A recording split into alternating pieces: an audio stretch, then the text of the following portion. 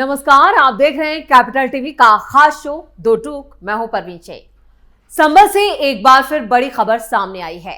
इस खबर से सियासी गलियारों में भी हड़कंप मचा है, क्योंकि मामला सीधे तौर पर समाजवादी पार्टी के मुखिया अखिलेश यादव से जुड़ा है।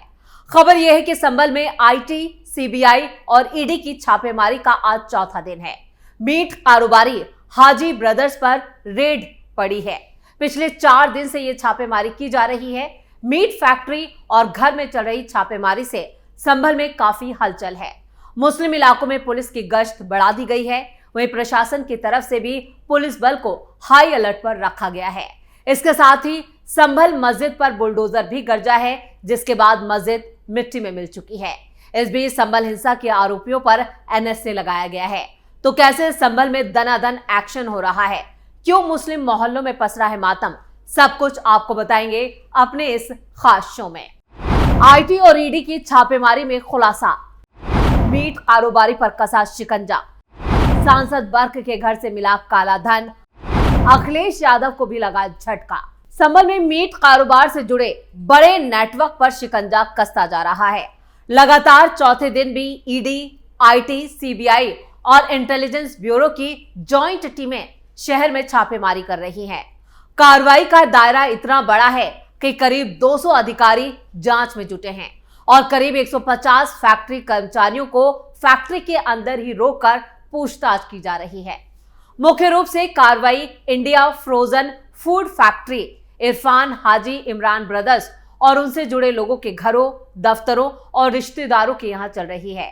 थाना रायसत्ती के चमन सराय, जोया रोड, मोहल्ला नाला और चंदोसी खेड़े इलाके में भी टीमों ने दबिश दी है। खबरों के मुताबिक अधिकारियों के हाथ कई महत्वपूर्ण दस्तावेज लगे हैं, जिनकी जांच की जा रही है और जिनके जो दस्तावेज हाथ लगे हैं उनका सीधा कनेक्शन सांसद बर्क से है। हालांकि अभी तक आधिकारिक रूप से किसी भी जब्ती की जानकारी साझा नहीं की गई है। सपा सांसद बर्क की बड़ी मुश्किलें। इस बीच इस छापेमारी ने राजनीतिक हलकों में भी हलचल मचा दी है। आचार्य प्रमोद कृष्णम ने समाजवादी पार्टी के सांसद, संभल से जो सांसद हैं जियाउर रहमान बर्क पर गंभीर आरोप लगाए हैं। कहा है कि अगर काले धन की वाकई जांच करनी है तो सांसद के घर छापा मारा जाए। उन्होंने दावा किया है कि मीट कारोबारियों का अवैध पैसा सीधे सांसद के घर पहुंचता है। उन्होंने ये भी कहा कि अगर कोई वंदे मातरम नहीं कहेगा और तालिबान सोच को समर्थन देगा तो उस पर जांच एजेंसियों की नजर पड़ना स्वाभाविक है। टीमें बही खाता, बैंक लेन देन, विदेशी सप्लाई चेन और अवैध फंडिंग नेटवर्क की गहराई से जांच कर रही है। माना जा रहा है कि छापे के जरिए हवाला और मनी लॉन्ड्रिंग जैसे गंभीर मामलों की तह तक पहुंचने की कोशिश हो रही है। फिलहाल छापेमारी जारी है। शहर में दहशत और सियासी सरगर्मी दोनों का माहौल बना हुआ है। जांच एजेंसियों की अगली कार्रवाई और प्रेस ब्रीफिंग का इंतजार भी किया जा रहा है, क्योंकि कहा यह जा रहा है कि जो दस्तावेज हाथ लगे हैं उनसे एक बड़ा खुलासा हो सकता है। समाजवादी पार्टी के सांसद जियाउर रहमान बर्क एक बार फिर बड़ी मुश्किल में फंसते नजर आ रहे हैं, क्योंकि जिस तरह से प्रमोद कृष्णम ने सीधे तौर पर कहा है कि यहां पर अवैध पैसा सीधे सांसद के घर पहुंचता है, तो उसके बाद अगली जो रेड है, जो छापेमारी है, वो बर्क के घर पर होने वाली है। 70 गाड़ियों से पहुंचे अफसर। उत्तर प्रदेश के संभल में मीट कारोबारी हाजी इमरान और हाजी इरफान के ठिकानों पर रेड और सीबीआई की टीमों की छापेमारी लगातार जारी है। इरफान इंडियन फ्रोजन फूड के मालिक हैं। आपको बता दें कि दोनों भाइयों का करीब 1000 करोड़ रुपए का कारोबार है। कार्रवाई के दौरान कानून व्यवस्था बनाए रखने के लिए भी पीएससी तैनात की गई है। आपको हयात नगर इलाके के मोहल्ला सराय तरीन भूंडा में भी मीट प्लांट स्वामी हाजी इमरान के घर पर आयकर विभाग की टीमें पहुंची। सुबह 7 बजे के आसपास ये टीमें गाड़ियों से सवार होकर, जिसमें आयकर अफसर, पीएससी जवानों के साथ मीट प्लांट स्वामी के घर पहुंच गए। बताया जा रहा है कि उनके घर के साथ साथ गांव चिमियावाली के भी जो प्लांट है वहां पर भी छापेमारी की गई है। इस बीच मोहल्ले में हड़कंप मचा है और आसपास जो इलाके हैं और जहां पर जो लोग मौजूद हैं वो वहां खड़े होने तक की उन्हें इजाजत नहीं दी गई है। ईडी और आईटी की जॉइंट एक्शन से मीट कारोबारियों में भी हड़कंप मचा है। सुबह से ही सन्नाटा देखा जा रहा है और अभी तक जो सन्नाटा पसरा है वो टूटा नहीं है। संभल में गाड़ियों के हुटर सुनाई देने लगे हैं। लगातार गाड़ियों की आवाजाही हो रही है। मीडिया रिपोर्ट्स के मुताबिक कई गाड़ियां संभल और बरेली के बाहरी इलाकों से शहर की तरफ दाखिल हो रही हैं। सुरक्षा बलों से घिरे स्पेशल यूनिट के इस मूवमेंट को देखकर आसपास के लोगों ने पहले ही इसे कोई वीवीआईपी काफिला समझा, लेकिन कुछ ही मिनटों के बाद गाड़ियां सीधे इंडियन फ्रोजन फूड के मालिक हाजी इरफान और उनके भाई हाजी इमरान के घर में दाखिल हो गई।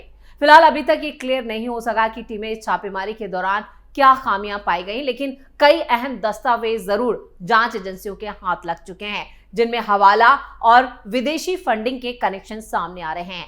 फिलहाल ये कारोबारी खुद के लिए समाज सेवी होने का भी दावा सोशल मीडिया प्लेटफॉर्म पर करते नजर आ सकते हैं।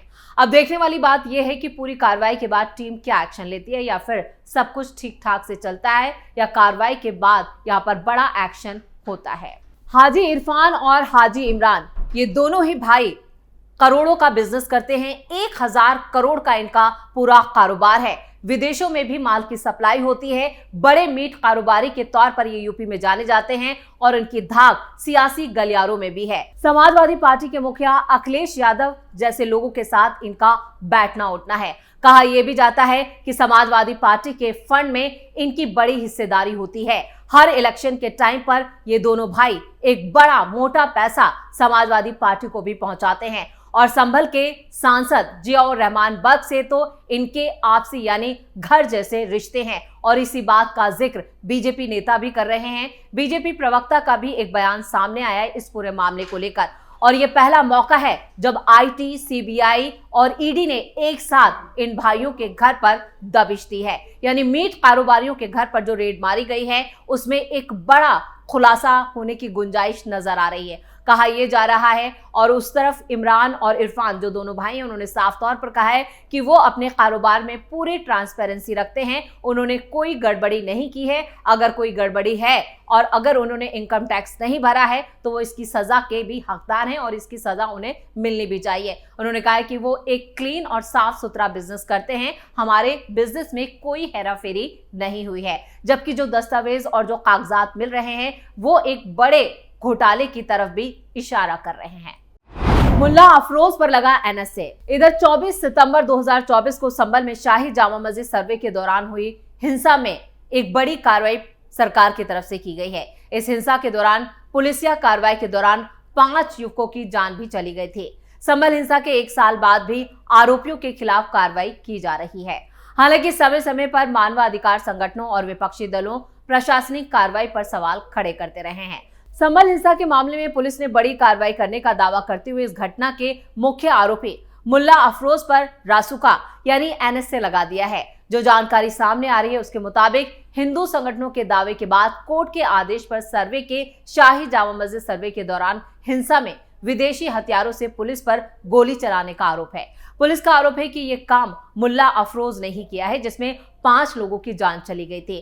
पुलिस ने फायरिंग और हत्या के मामले में मुल्ला अफरोज, गुलाम और वारिस के खिलाफ केस दर्ज किया था। फिलहाल तीनों को गिरफ्तार कर मुरादाबाद जेल में बंद किया हुआ है।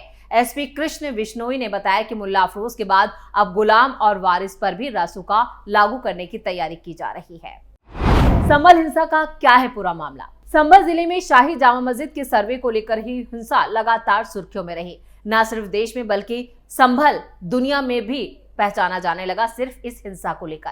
यह मस्जिद करीब 500 साल पुरानी है।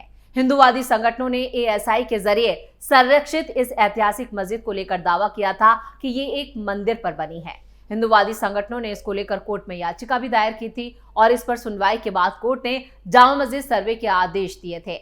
ऐतिहासिक शाही जामा मस्जिद के दूसरी बार सर्वे के दौरान यानी 24 नवंबर 2024 को हिंसा भड़क गई थी, जब मस्जिद के सर्वे के दौरान भारी विरोध प्रदर्शन हुआ और इससे पहले जो सर्वे हुआ था वो 19 नवंबर 2024 को शांतिपूर्ण ढंग से संपन्न हो गया था। लेकिन दूसरा सर्वे शुरू होते ही विरोध प्रदर्शन ने उग्र रूप ले लिया और इसी दौरान पुलिस और भीड़ में झड़प हो गई थी। स्थानीय लोगों का भी कहना है कि इस विरोध प्रदर्शन के दौरान पुलिस की गोलीबारी में 5 मुस्लिम नौजवानों की जान चली गई थी, जबकि इसके उलट जो जांच में सामने आया है वो खुद दंगाइयों ने ही इन 5 युवकों की जान ले ली थी और उन्हीं के हथियार से इन युवकों की जान गई थी, जिसमें मुल्ला अफरोज भी शामिल है, जिस पर एनएसए लगाया गया है।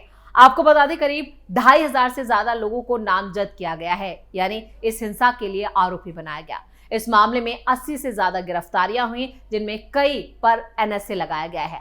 हालांकि इस दौरान कोर्ट ने 78 से ज्यादा याचिकाएं भी दायर कर दी, जबकि कुछ आरोपियों को जमानत भी मिल चुकी है। आपको बता दें जब पिछले साल हिंसा हुई थी तो उसके बाद एक एक करके कई खुलासे भी हुए थे, जिनसे जांच अधिकारियों के भी होश फाख्ता हो गए थे। तो एक साथ संभल से एक नहीं बल्कि 3 खबरें सामने आई, जहां एक तरफ मीट कारोबारी पर ईडी, सीबीआई और आईटी का शिकंजा कस रहा है, तो दूसरी तरफ संभल हिंसा मामले में भी जो मुल्ला अफरोज है उस पर एनएसए लगाया गया है। तो एक और भी संभल से बड़ी खबर सामने आई। संभल में एक और मस्जिद को जमींदोज कर दिया गया, यानी संभल में लगातार प्रशासन की जो कार्रवाई हो रही है वो दे दनादन हो रही है, और ये बताया जा रहा है कि अब अगर हिंसा भड़काने की कोशिश की गई या किसी भी तरह का कोई भी शरारती तत्व किसी भी हिंसा में शामिल होता है तो उसके खिलाफ सख्त एक्शन लिया जाएगा। इस खास शो में इतना ही। वीडियो कैसा लगा कमेंट करके अपनी राय जरूर दें। वीडियो को लाइक करें, शेयर करें और कैपिटल टीवी को सब्सक्राइब जरूर करें। धन्यवाद।